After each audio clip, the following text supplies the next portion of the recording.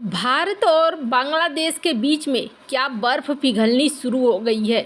महाकुंभ के लिए यूनुस ने खास तौर पर भेजा है कुछ लोगों को। जानेंगे क्या चल रहा है यहाँ पर। वहीं दूसरी तरफ पेंटागन क्या चाइना के लिए भारत को F-35 देना चाह रहा है। जानेंगे जियोपॉलिटिक्स में क्या कुछ चल रहा है। हमेशा की तरह जानने को मिलेगा बहुत कुछ। आइए जानते हैं इन खबरों को विस्तार से। स्क्रीन पे एक आर्टिकल देख रहे हैं। भारत बांग्लादेश ने अपनी साझा सीमा पर 100 नए हिस्सों की पहचान की है जहां बाड़ लगाने का काम शुरू होगा। ये निर्णय सीमा सुरक्षा बल और बांग्लादेश गार्ड BGB के 3 दिनों तक चले महानिदेशक स्तर के बैठक में लिया गया जो शुक्रवार को समाप्त हुआ है। भारत और बांग्लादेश ने लगभग 70-72 किलोमीटर के 100 नए हिस्सों पर बाड़ लगाने का फैसला किया है जिसकी शुरुआत दोनों पक्षों के संयुक्त निरीक्षण के बाद होगी। इसके अलावा 92 अन्य हिस्सों पर 95.8 किलोमीटर की बाड़ का काम पहले से ही चल रहा है। ये कदम दोनों देशों के बीच 4096 किलोमीटर लंबी सीमा पर सुरक्षा बढ़ाने और अवैध घुसपैठ को रोकने के लिए उठाया गया है जो पश्चिम बंगाल, त्रिपुरा, असम, मेघालय, मिजोरम से होकर गुजरती है। गृह मंत्रालय के सूत्रों के अनुसार दोनों पक्षों ने सीमा पर तैनात कमांडरों के बीच एक संचार लाइन स्थापित करने पर सहमति जताई ताकि आपसी विश्वास और मधुर संबंधों को बढ़ाया जा सके। ये फैसला हाल ही में मालदा में बाढ़ निर्माण के दौरान BGB के विरोध के बाद बढ़े तनाव के बीच आया है। बांग्लादेश ने लंबे समय से भारत के बाढ़ निर्माण का विरोध किया है। उनका तर्क है कि 1975 के भारत बांग्लादेश संयुक्त दिशा निर्देशों के अनुसार शून्य रेखा से 150 गज के दायरे में कोई रक्षा संरचना नहीं बनाई जानी चाहिए। भारत का कहना है कि उसकी एकल पंक्ति बाढ़ एक रक्षा संरचना नहीं है बल्कि सुरक्षा के लिए जरूरी है। इस बैठक में दोनों देशों ने इस मुद्दे पर सहमति बनाने की कोशिश की है ताकि सीमा प्रबंधन में सुधार हो और तनाव कम हो। इस स्थिति की तुलना 1985 के असम समझौते से कर सकते हैं जब भारत ने बांग्लादेश सीमा पर बाड़ लगाने की शुरुआत की थी। उस समय असम में अवैध बांग्लादेशी घुसपैठ के खिलाफ एक बड़ा आंदोलन चल रहा था जिसे असम आंदोलन कहा जाता है। 1979 से 1985 तक चले इस आंदोलन के बाद भारत सरकार और असम के नागरिक समाज समूहों के बीच असम समझौता हुआ। इस समझौते में तय किया गया कि अंतर्राष्ट्रीय सीमा को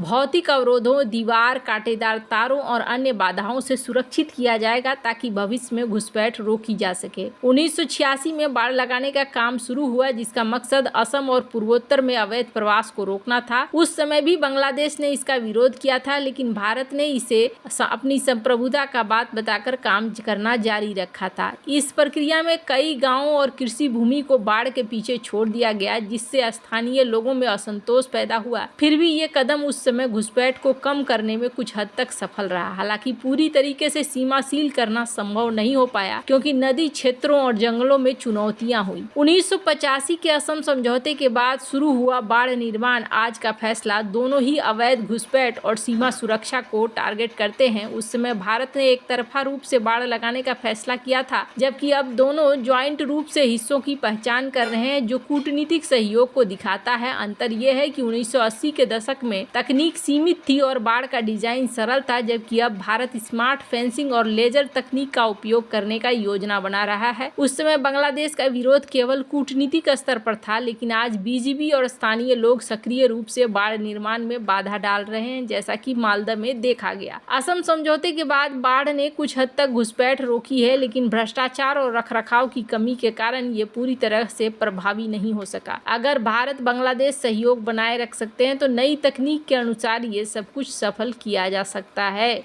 जहां एक तरफ ये सब कुछ हो रहा है वहीं दूसरी तरफ बांग्लादेशी कलाकारों ने महाकुंभ का में प्रदर्शन कर रिश्तों में जमी बर्फ को तोड़ा है जैसा स्क्रीन में देखने को मिल रहा है। इस आर्टिकल में प्रयाग में चल रहे महाकुंभ 2025 में 22 और 23 फरवरी को एक 6 सदस्यीय बांग्लादेशी नृत्य मंडली ने प्रदर्शन किया। ये प्रदर्शन 13,000 सीटों वाले गंगा पंडाल में हुआ जो कुंभ का एक अस्थायी सांस्कृतिक केंद्र है। ये आयोजन उत्तर प्रदेश सरकार और भारतीय सांस्कृतिक संबंध परिषद के रूप में आयोजित महोत्सव का हिस्सा था। बांग्लादेशी मंडली की अगुवाई प्रियंका ने की जिसके साथ मौसमी, लाबोनी, रीनी, रायसा, पिंकी थे। प्रियंका ने कहा कि इस विशाल जनसमूह के बीच प्रदर्शन करना सौभाग्य की बात है। महाकुंभ 144 सालों की आध्यात्मिक विरासत को समेटे हुए है। भारतीय उच्चायोग के निमंत्रण और वीजा प्रक्रिया में कोई दिक्कत नहीं हुई। ये पहला मौका था जब अगस्त 2024 में शेख हसीना सरकार के पतन और बांग्लादेश में हिंदू अल्पसंख्यकों पर कथित हमलों के बाद दोनों देशों के बीच में कोई आधिकारिक सांस्कृतिक आदान प्रदान हुआ। इस आयोजन में रूस, Mongolia, Rwanda, Kyrgyzstan, Maldives, Vietnam, Malaysia, दक्षिण अफ्रीका, फिजी जैसे देशों के कलाकार भी शामिल हुए। ICCR के महानिदेशक नंदिनी सिंगला ने कहा, राजनीति बदलती रहती है लेकिन संस्कृति हमेशा जोड़ती है। ये प्रदर्शन वसुदेव कुटुंबकम की भावना को दिखलाता है। इस घटना की तुलना हम 1971 के भारत पाकिस्तान युद्ध के बाद हुए सांस्कृतिक आदान प्रदान से कर सकते हैं। 1971 में बांग्लादेश की आजादी के बाद भारत और पाकिस्तान के बीच संबंध बेहद तनावपूर्ण हो गए थे। उस युद्ध में भारत ने पूर्वी पाकिस्तान को आजाद कराने में मदद करी थी, लेकिन तनाव को कम करने के लिए फिर कोशिश किया गया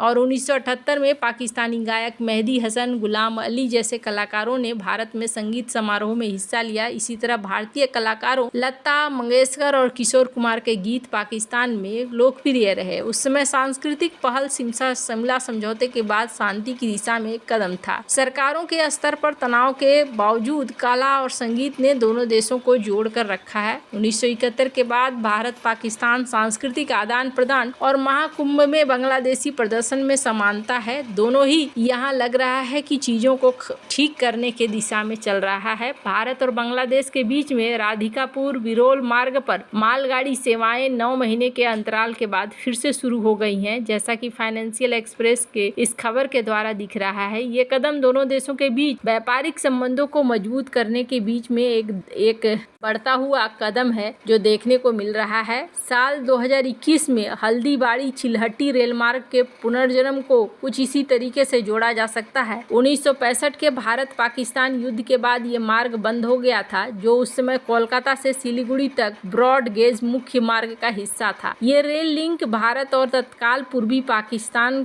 तक चीजों को पहुंचाता था। अब यहाँ देखने को मिल रहा है कि बांग्लादेश एक बार फिर से चीजों को यहाँ नॉर्मल करने की कोशिश कर रहा है। खैर, जहाँ एक तरफ ये सब कुछ चल रहा है, वहीं दूसरी तरफ पेंटागन भारतीय वायुसेना को F-35 समूह में शामिल करने के लिए उत्साहित है, ताकि चीन के खिलाफ एक बड़ा गठबंधन बनाया जा सके। पेंटागन ने भारतीय वायुसेना को लॉकहीड मार्टिन के F-35 पे लाइटनिंग 2 एक 5वीं पीढ़ी का स्टील्थ लड़ाकू विमान को अपनाने के लिए प्रोत्साहित किया है। इसका उद्देश्य भारत को उन देशों के समूह में स्थापित करना है जो एडवांस विमान का संचालन करते हैं, ताकि हिंद प्रशांत क्षेत्र में चीन की बढ़ती सैन्य आक्रामकता का मुकाबला किया जा सके। ये प्रस्ताव तब आया है जब भारत और चीन के बीच सीमा पर तनाव जारी है और ताइवान जैसे क्षेत्रों में चीन की गतिविधियां बढ़ रही है। F-35A अपने स्टील्थ फीचर और एडवांस प्रणाली के लिए जाना जाता है। पेंटागन का मानना है कि अगर भारत इस विमान को अपनी वायुसेना में शामिल करता है तो ये केवल भारत की रक्षा क्षमता को बढ़ाएगा, बल्कि क्वाड के बीच समन्वय को भी मजबूत करेगा। क्वाड में भारत एकमात्र ऐसा देश है जिसके पास F-35A या कोई अन्य अमेरिकी लड़ाकू विमान नहीं है। इस कदम से भारत और अमेरिकी सेनाओं के बीच वास्तविक समय में डेटा साझा करने, संयुक्त अभियानों को बढ़ाने में क्षमता मिलेगी, जो चीन जैसे मजबूत प्रतिद्वंदी के खिलाफ बहुत महत्वपूर्ण है। इसके अलावा यह चीन के लिए एक निवारक संदेश भी होगा कि भारत और उसके सहयोगी किसी भी सैन्य साहसिक जवाब देने के लिए तैयार हैं। 1960 की दशक में ऐसा ही हुआ था जब भारत और सोवियत संघ ने MiG-21 का सौदा किया था। उस समय भारत और पाकिस्तान के बीच में तनाव बढ़ रहा था और 1965 के युद्ध से पहले भारत को अपनी वायुसेना को मजबूत करने की जरूरत थी। 1965 में चीन के साथ युद्ध के बाद भारत ने MiG-21 लड़ाकू विमानों को खरीदने का फैसला किया, क्योंकि ये भारत का पहला सुपरसोनिक विमान था। और अब यहाँ पर देखने को मिल रहा है कि एक बार फिर से F-35 का यहाँ सामने आया है। वैसे आपको क्या लगता है, इन सब मामले में आपकी क्या राय है, कमेंट कर जरूर बताएं। जल्द मिलते हैं अगले वीडियो में नई खबर के साथ।